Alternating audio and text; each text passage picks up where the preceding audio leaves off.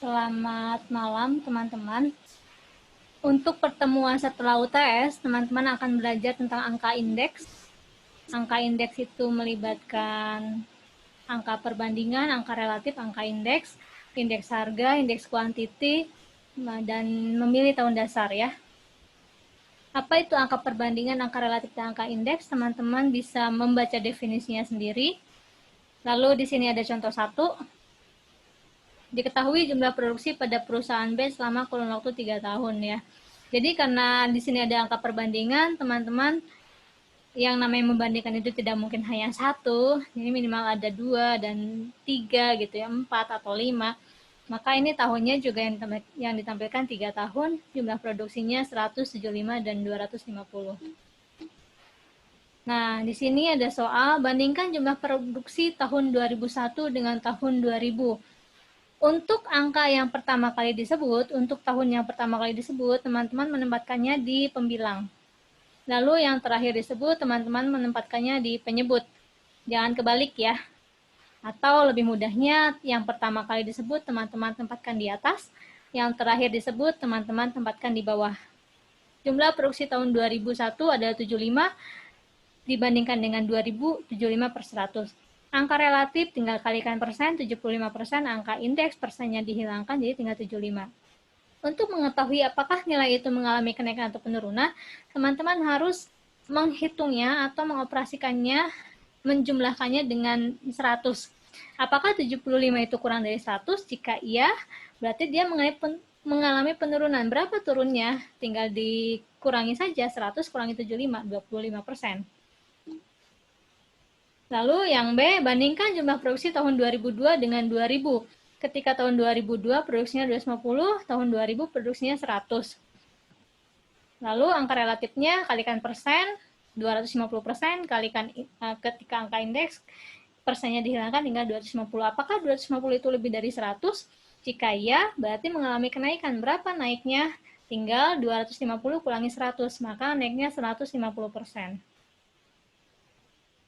Kegunaan angka indeks seperti yang pernah saya singgung di voice note, maka kegunaannya adalah untuk mengetahui naik atau turunnya atau maju mundurnya suatu usaha atau kegiatan.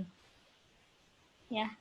Nah, ketika kita ingin membuat angka indeks diperlukan 2 macam waktu. Yang pertama, waktu atau tahun dasar, yang kedua, waktu atau tahun yang bersangkutan. Kita mulai dengan angka indeks sederhana. Indeks harga. I P0 per T. P ini adalah price ya. Jadi angka indeks sederhana ada 2 yang akan kita pelajari, indeks harga dan indeks quantity. Indeks harga simbolnya P atau price, indeks quantity simbolnya Q.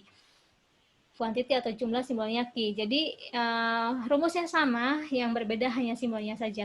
Di sini melibatkan PT, harga pada tahun yang bersangkutan, dan P0, harga pada tahun dasar. Contoh, hitunglah indeks harga barang X untuk tahun-tahun berikut dengan menggunakan tahun dasarnya 2005, yang kedua tahun dasarnya 2005 sampai 2007. Di sini ada tabel dari tahun 2005 sampai 2009, harganya relatif naik ya, linear sekali, 4.000, 4.200, tidak ada yang mengalami penurunan, jadi naik terus. Jadi kalau menurut alurnya, indeksnya dari 2005 sampai 2009 itu harusnya naik. Nah, jika tahun dasarnya 2005 100, maka ketika di tahun 2005 berapa nilainya gitu ya. Ini 100 pasti. Dari mana ngitungnya? Harga tahun yang bersangkutannya 4.000, tahun dasarnya 4.000 kali 100. Jadi 100. Tahun 2006 tahun dasarnya 4.200 nih, harga pada tahun yang bersangkutannya 4.200. Harga pada tahun dasarnya 4.000 karena indeks harganya di 2005 ya, kali 100. Lalu berikutnya 4.800 per 4.000 kali 100, berikutnya 5.500 per 4.000 kali 100, 6.000 per 4.000 kali 100 gitu. Gimana kalau indeks harganya saya ganti ketika tahun dasarnya 2008?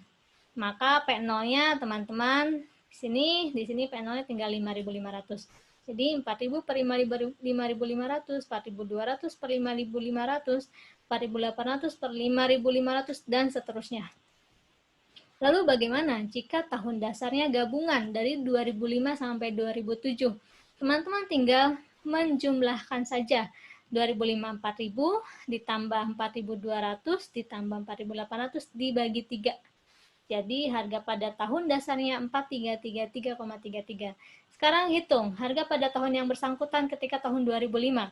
4000 per 4333,33 kali 100, yang ini 4200 per 4333,33 kali 100, yang ini 4800 per 4333,33 kali 100, dan seterusnya ya.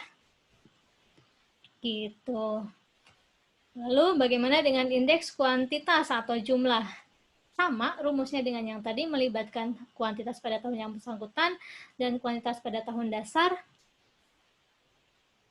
Lalu di sini bagaimana kalau tahun dasarnya 2000 ya, dan bagaimana kalau tahun dasarnya 2000 sampai 2001. Ini soalnya ada tabel 2000 sampai 2003. Ketika tahun dasarnya 2000, maka ngitungnya gimana? 150 per 150 kali 100. Yang ini 120 per 150 kali 100.